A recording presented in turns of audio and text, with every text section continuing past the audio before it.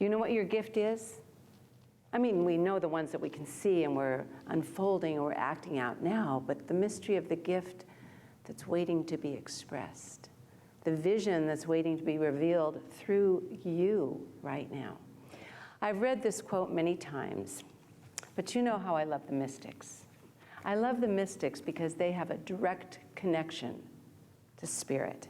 They are plugged in. There's no intermediate. They can go right there.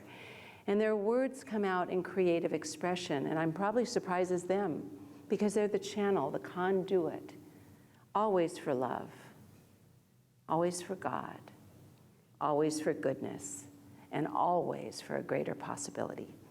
This comes from Hafez in the book, The Gift. And he says, there are so many gifts still unopened from your birthday. There are so many handcrafted presents that have been sent to you by God. The beloved does not mind repeating, everything I have is yours. Not some things, everything I have is yours. There are so many gifts, my dear, still unopened from your birthday. We need to tap into that creative power and energy that's in us. Find our ways, the way we do our work, because that creative power is inside us. Touched by God, Hafez says, given from God, so that voice is not the loud shouting voice of the outer world. It's the quiet voice of the heart that is always telling us there's something more. We're not done yet. When we say we're done, we're not done. We're not done. There's more for us and to us to be expressed. And it's for us to find and reveal that gift. It takes, for me, it takes two things. It takes faith. Because everything we see, everything action done, comes from an invisible cause. And so we have to have faith in the unseen. Faith is a way of thinking. What I find is most people develop these patterns of thinking, the patterns of thought, which create either a big God that knows, with God all things are possible, a faith that believes in the law of goodness no matter what appears in the outer world, the law of creative intelligence infused in everything. That's a big God, knowing there's something more always. Things can always be better because we're always evolving. That's a big God. We either have that, or there are people that don't have the big God and have big problems all the time. You know, and instead of seeing the possibility, it's seeing what else is going to go wrong. And so we need to really work on stretching our faith and stretching our understanding and knowing of what that thing we call God, Spirit, infinite intelligence is as us. Because just as there are no two fingerprints that are the same, no two snowflakes that are the same, there are no two people that are the same. So every vision has its own unique expression as us. But how do we get to that place, that mystery that we were hearing about, the beautiful mystery of our gift? It's about finding the place to let God show through, that we visualize what our life is meant to be. What's next for me?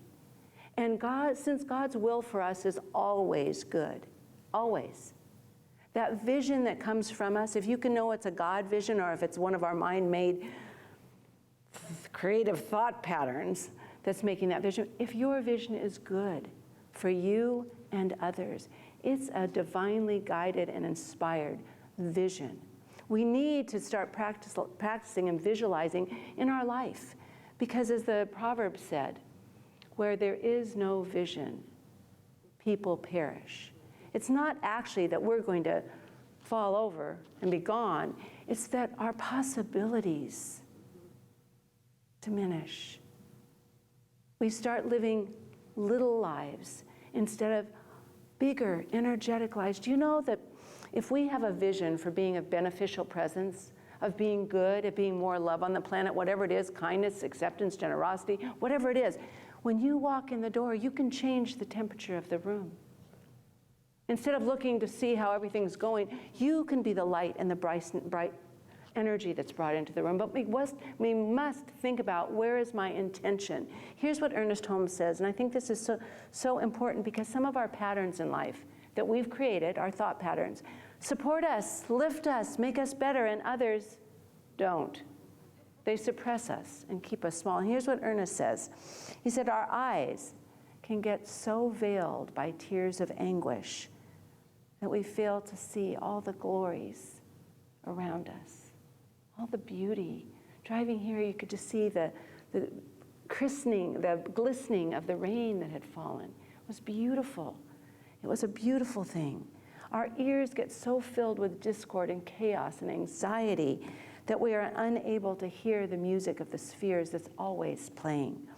Our thought, unattuned to divine inspiration, now get this line, because I think this one we could all relate to, is choked with unhealthy reactions to life.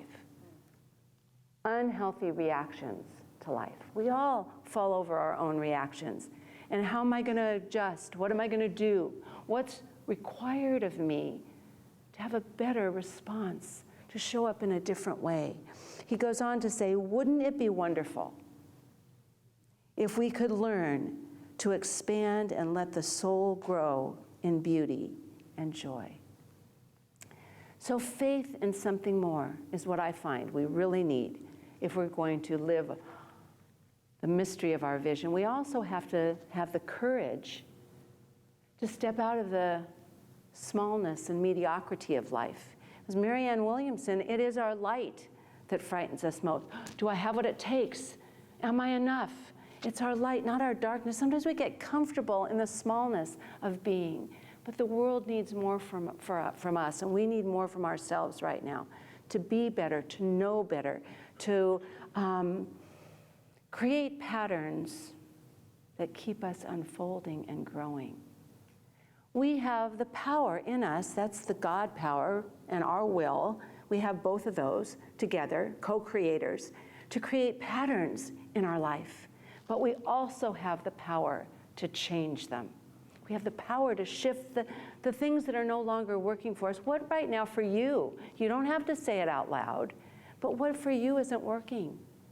I can think for me, where is it that I want to change and grow and be better and not doubt myself, not feel small at times? Where do I need to just pump myself up? We all have those things where we can just make the little shift in consciousness with our intention, attention, what needs to grow and be seen, and what do I need to know about myself? We need to develop a stronger spiritual backbone, the backbone that keeps us straight and open to what's possible. We need to break open and ask some really good questions. Do you ask yourself good questions? What are the questions? I mean, what's your relationship with yourself? Do you have good communication? You know, we start worrying about outward communication. What kind of job do we do communicating with ourselves? You know, when there's a problem, a good spiritual question, when you start beating yourself up, do any of you do that now and then? Beating yourself up, ask what quality in me needs to be developed, that I can stand taller, that I can feel better, that I can do better. What skills do I need to develop so I can handle things in the outer world and inner world better? Those questions make a difference. Now, I was given a little pretty journal for Christmas, and here are the two questions I'm going to write in them. What have I learned about myself or life today? I've really started checking a little meter in my mind. What do I recognize in this world where I'm needed, where I'm doing a really good job, where I could be better? You know, really self-awareness. And the other question is, which is the one we talk about all the time, what am I grateful for? Because the gratitude is the greatest prayer we can say. We need to be doing that. So I got another really special, I mean, I got lots of fun things, fun. I've been cooking for days, though, I just have to tell you. I'm exhausted, but other than that, it's all good. I got a great book I didn't know about this book, and the age level on this book is 4 to 8 years old. It took me right back to my days of kindergarten. But I think it's a perfect book. It's from a woman that I admire deeply. She was the first youth poet laureate, the National Youth Poet Laureate. She is a wordsmith and a change maker, the youngest person to ever do an inaugural poem. She graduated cum laude from Harvard in sociology. Her name is Amanda Gorman. And she wrote this book, which when I said be open to change, I'd like you to just be open to change. She said, change sings. And I'd like to read it to you. It's a children's anthem, but I think it really belongs to all of us. Change sings, a children's anthem. I don't know if you can see this too well. Can you see it a little bit? Okay, good. She had a beautiful illustrator. I can hear change humming in its loudest, proudest song. I don't fear change coming, so I sing along. I scream with the skies of red and blue streamers. I dream with the cries of tried and true dreamers. I'm a chant that rises and rings. There is hope where my change sings. Though some don't understand it, those windmills of mysteries, I sing with the planet and its hills of histories. I hum with 100 hearts, each of us lifting a hand. I use my strengths and my smarts, take a knee to make a stand.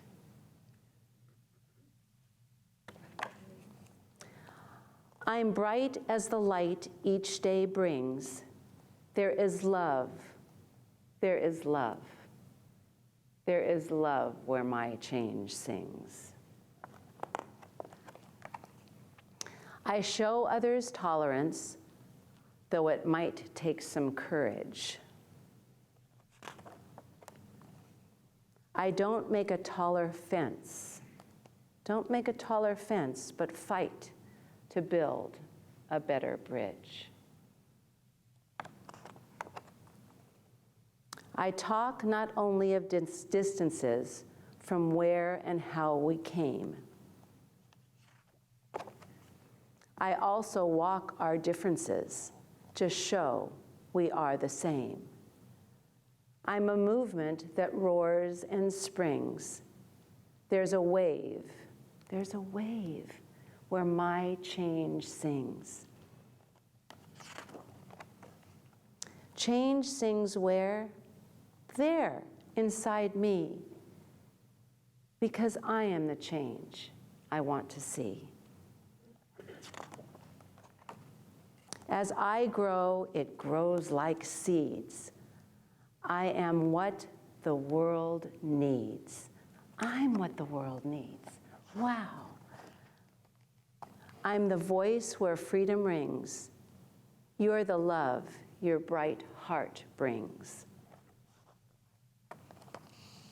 We are the wave starting to spring. We are the change. We are the change we sing. We're what the world is becoming, and we know it won't be long. We all hear change strumming. Won't you sing along?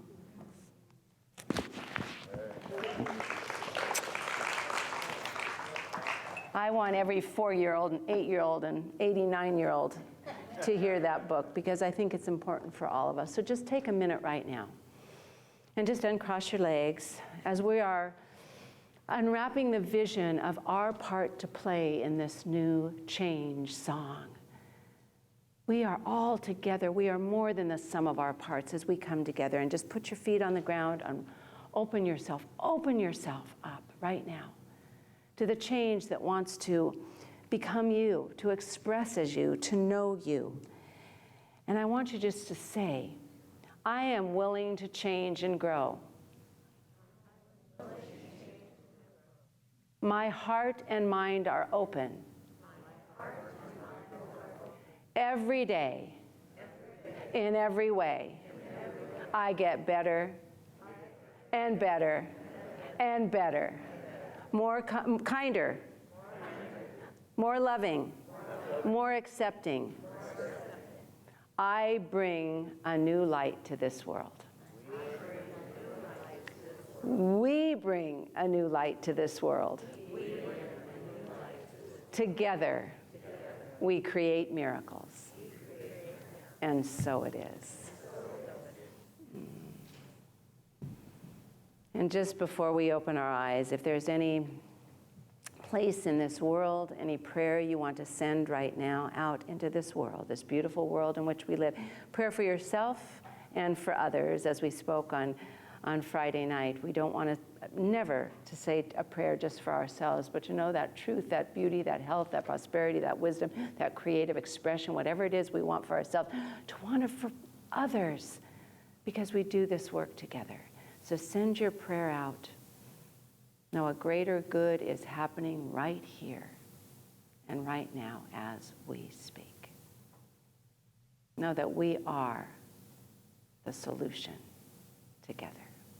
And so it is. As this year of 2021 comes to a close, I just want to thank all of you for everything we've done. Thank you. We have certainly created miracles, new possibilities, and a family, the InSpirit family and beloved community that is here for each other. So just feel this next song and know we're in this together. There's good happening now. We can't see it all, but our heart knows it's there. And I thank you for being part of my beautiful family.